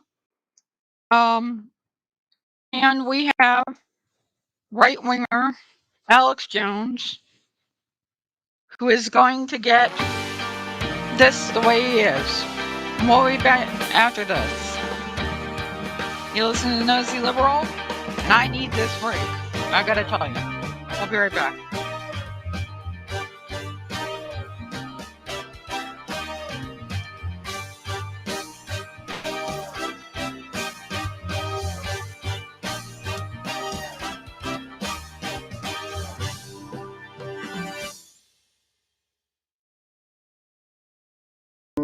Insight Daily Radio. From food to fashion, science to tech talk, or for just plain fun, we've got you covered. From the art of all things, here's Lasana Jeffries. Before the days of paper money, Americans traded animal skins, including deer and elk bucks, for goods and services, hence the word buck to describe money. WD-40 stands for water displacement 40th attempt, and that's how many tries it took Norm Larson, a chemist, to concoct a formula that would prevent corrosion by displacing water. You can't fit a cubic foot of dirt in a 5-gallon bucket. A cubic foot of dirt is 7.48 gallons of dirt. Reno, Nevada is further west than Los Angeles, California. In order to take the Panama Canal from the Pacific Ocean to the Caribbean Sea, you sail in a generally western direction. The term "the whole 9 yards" came from World War II fighter pilots in the Pacific. When arming their planes on the ground, the .50 caliber machine gun ammo belts measured exactly 27 feet before being loaded into the fuselage. If the pilots fired all of their ammo at a target, it got the whole 9 yards. A shrimp's stomach is in its head. A starfish has no brain, that we've found. Abraham Lincoln once was challenged to a duel and, given the choice of weapons, chose broadswords. Due to his significantly greater height, he had a massive reach advantage, causing his opponent to rethink his challenge. Due to the natural decay of potassium, bananas are mildly radioactive. You can tell the age of a clam by counting the rings, much like a tree. Some clams can live to be multiple centuries old. The reason onions make you tear up is because the sulfur in onion juice mixes with tears to produce sulfuric acid, which your body is desperately trying to flush out. Thanks for listening. I'm Lisana Jeffries. Insight Daily Radio. I'm Dr. Anthony Lizowitz, and this is Climate Connections. At Baltimore City Public Schools, cafeteria staff serve tens of thousands of meals each day, but more than a quarter of the produce and milk that students put on their trays gets tossed in the trash. When that food rots in a landfill, it releases climate-warming methane pollution. So the district aims to reduce the food and recyclable waste it sends to landfills by 90% by 2040. Ann Rosenthal of the district's Food and Nutrition Services Department says a key to getting there is helping students feel more connected to the food served in the cafeteria. So incorporating their input as we put things on the menu and try new items is really, really important. The district also has a farm where students can learn more about how food is grown. Rosenthal says after students have picked a tomato, they're more apt to eat one at lunch. And I think this is something that isn't always top of mind when people think about food waste reduction efforts. But data show us that students with opportunities to engage with their food systems in a hands-on way, whether this is through visiting a farm, working on a school garden, participating in a cooking program at school, these students are more likely to eat produce in the cafeteria. And less likely to throw it in the trash. Climate Connections is produced by the Yale Center for Environmental Communication. To hear more stories like this, visit climateconnections.org.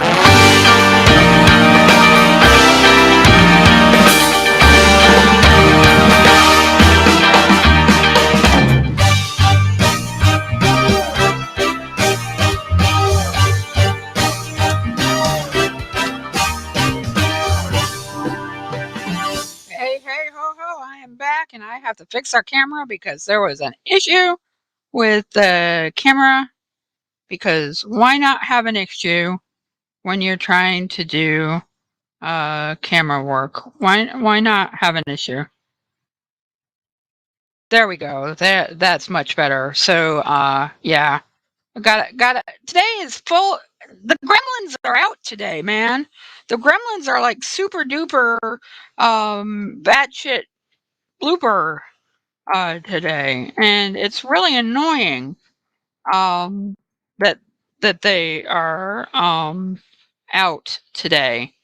So I'm frankly a little flummoxed that we have the gremlins the way the gremlins are behaving in this particular issue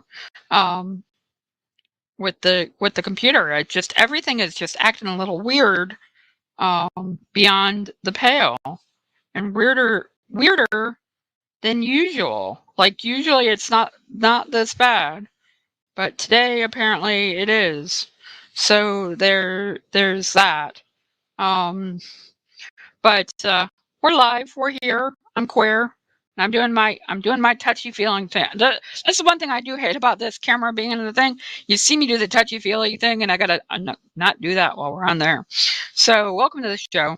I am like trying to organize my life around the ads that we have, and they're not really ads; they're little breaky boos.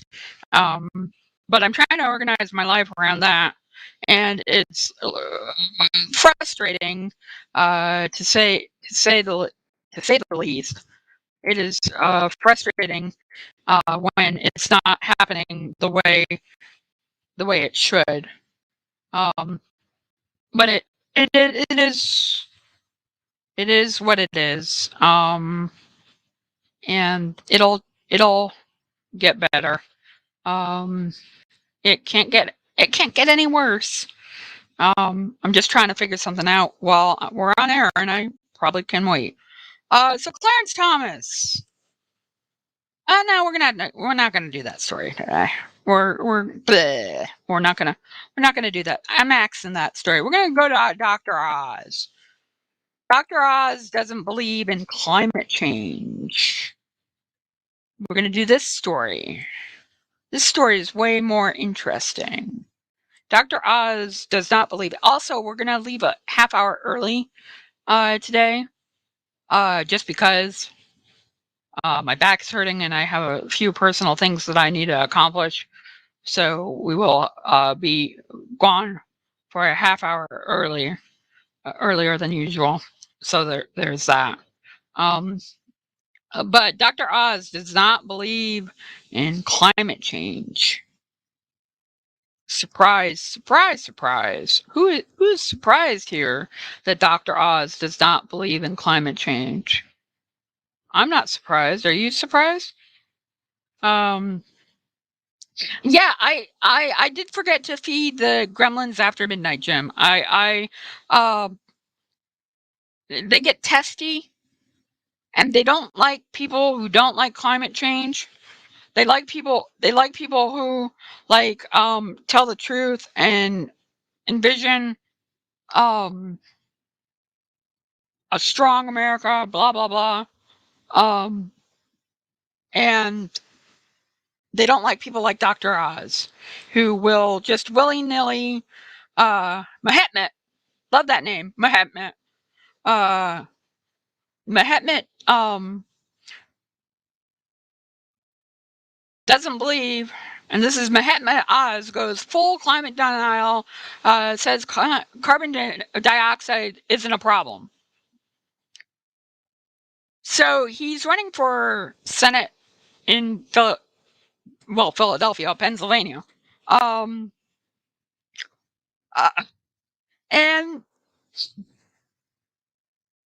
he said that the carbon dioxide is not a climate problem because it accounts for just a small fraction of the Earth's atmosphere, a long-time talking point of climate change deniers. So it's something we don't have to address. Why are you making me deal with this problem? Right? Why Why is it I have to deal with this problem? I shouldn't have to deal with this problem. Yet here I am dealing with this problem. Why though? It's an easy way out. There is no problem, so therefore I don't have to deal with it. Therefore, I don't need to give you an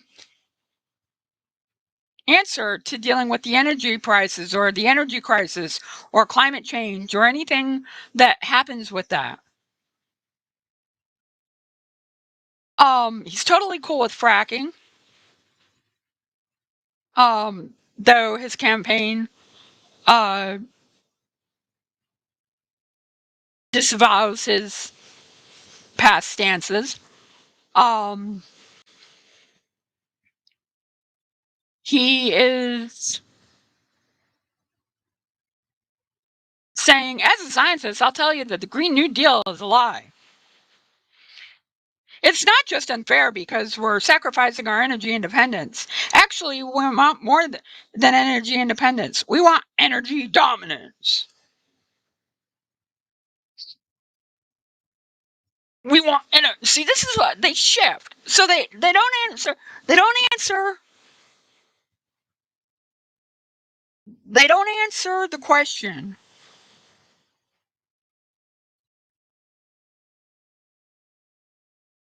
about climate. They go to policy that they think is bad and attack the Democratic Party. And then shift into, well, we need energy independence. We need to be dominant. Why do Republicans have to dominate everything? Seems a little authoritarian to me, doesn't it? Does it seem authoritarian to you? Seems authoritarian to me. Dr. Mahatma, Dr. Oz, even said the ideology of the climate or the carbon is bad. Carbon dioxide, my friends, is 0.04% of our air. That's not a problem. He went full Trump. Full Trump on this. There is no problem. He puffs on his Marlboro Lights. Smoking does not cause cancer. Puff, puff, puff. CO2 emissions from the burning fossil fuels and other human activity are the main driver of climate change, accounting for more than 3/4 of the global greenhouse gas emissions. Carbon dioxide is absolutely the problem.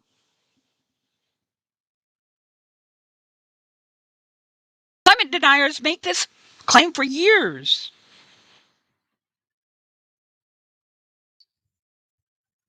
But it's untrue. Because they have to go to they always have to go to the line. I mean, yes, Jim, we're lucky he's not talking about the Jewish space lasers.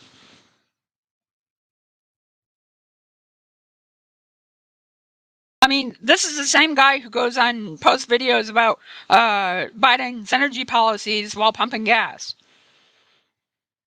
Back off, Biden. Give us our freedom back. Or, I'm sorry, freedom to frack. Give us our freedom to frack. Back off, Biden. Let's go, Brandon. Is next somewhere there. Oh my God. He loves the fracking. Although at one point he warned about fracking. But now he's in love with it.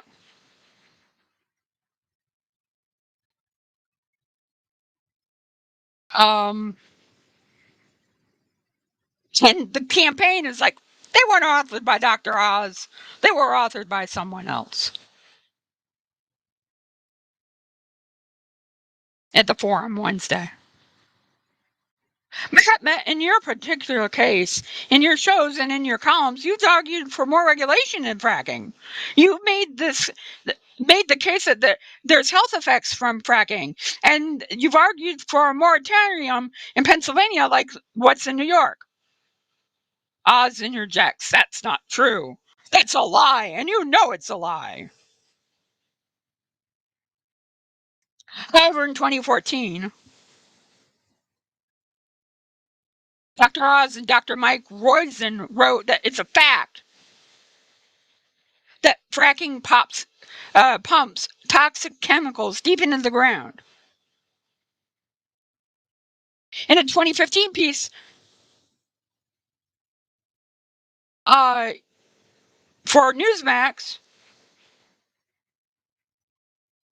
he wrote a Newsmax article titled "Surprise Fracking May Cause Birth Defects."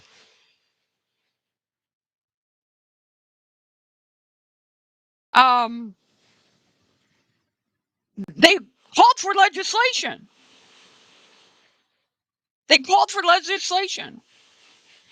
That requires anyone who profits from a fracking site to drink the local water, Dr. Oz and Dr. Rosen wanted. But now he denies it. As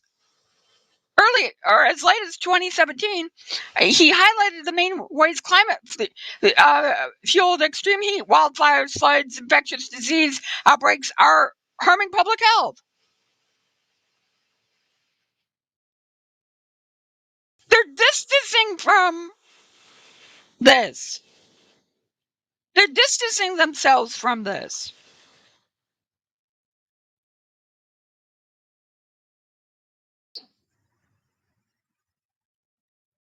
They're trying to blame the campaign, Dr. Rosen, saying that he took over the column that they were writing. And Dr. Oz feels a lot different about it. I'm really a climate denier. Don't believe the lie. It was written by somebody else. Oh my God. But they are so desperate to tell the lie and hold on to the lie of climate denial that when their own words come back to haunt them, and good words too, like good, solid, like based in fact stuff Mahatma Oz was writing. Dr. Oz made some really valid points. But those columns are not his, man. Carbon dioxide isn't a problem, man. Get off my nut, man. Why do you gotta be like that, man? Why you gotta play the hoochie coo like that? What I do to you? Come on, man. I can just hear it right now. Come on, man.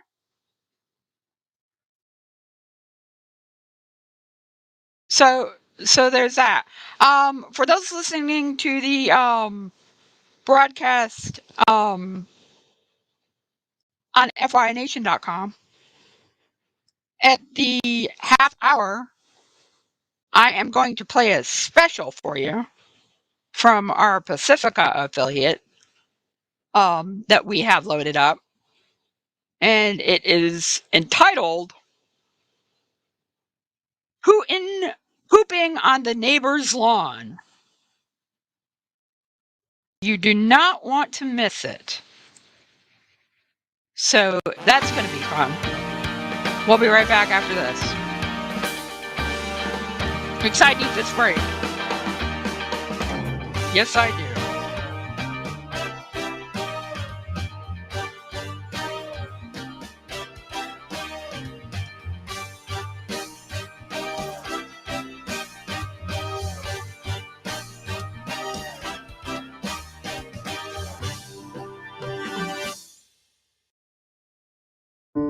Insight Daily Radio.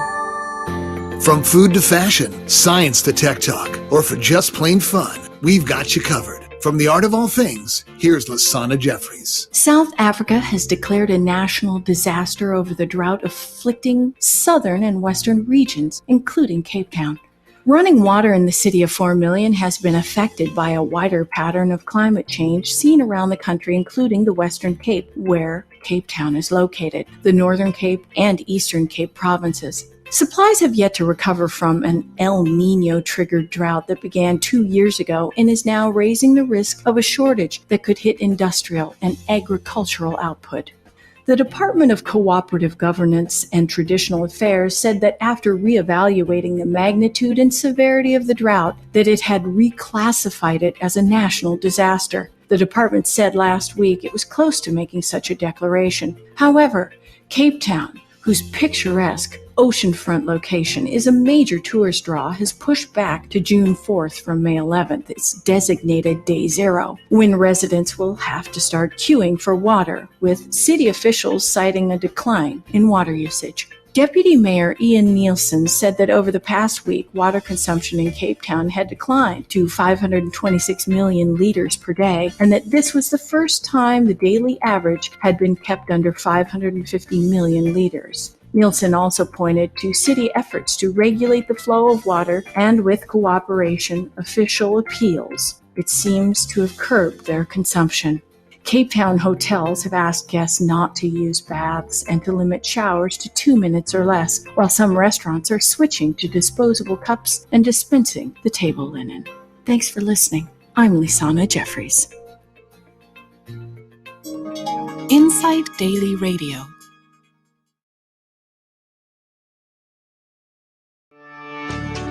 I'm Dr. Anthony Lizowitz, and this is Climate Connections. At Baltimore City Public Schools, cafeteria staff serve tens of thousands of meals each day, but more than a quarter of the produce and milk that students put on their trays gets tossed in the trash. When that food rots in a landfill, it releases climate-warming methane pollution. So the district aims to reduce the food and recyclable waste it sends to landfills by 90% by 2040. Ann Rosenthal of the district's Food and Nutrition Services Department says a key to getting there is helping students feel more connected to the food served in the cafeteria. So incorporating their input as we put things on the menu and try new items is really, really important. The district also has a farm where students can learn more about how food is grown. Rosenthal says after students have picked a tomato, they're more apt to eat one at lunch. And I think this is something that isn't always top of mind when people think about food waste reduction efforts. But data show us that students with opportunities to engage with their food systems in a hands-on way, whether this is through visiting a farm, working on a school garden, participating in a cooking program at school, these students are more likely to eat produce in the cafeteria. And less likely to throw it in the trash. Climate Connections is produced by the Yale Center for Environmental Communication. To hear more stories like this, visit climateconnections.org.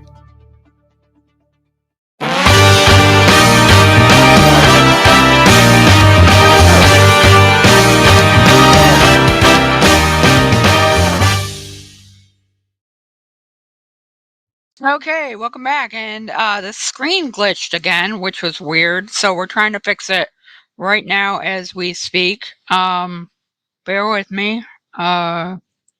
This is just wow. Okay, the whole thing's crashing as we speak. So let me fix that and go to the camera. The whole thing just decided to crash on me. That was fun. Just bear with me here. Trying to get the camera to actually show me. And it's not showing me. Oh boy. All right. So we're gonna take a break early. And we will come back tomorrow. I gotta figure out why this happened. The screen went blank. I apologize. We will be back tomorrow. We're gonna have a special come on in next. Just bear with me and stay safe, everybody. Again, my apologies. We'll be back tomorrow on the FYI name stream. I blame Donald Trump too. This is just weird. Everything crashed on me. We'll be back. I'm gonna have to reset this baby. Bye for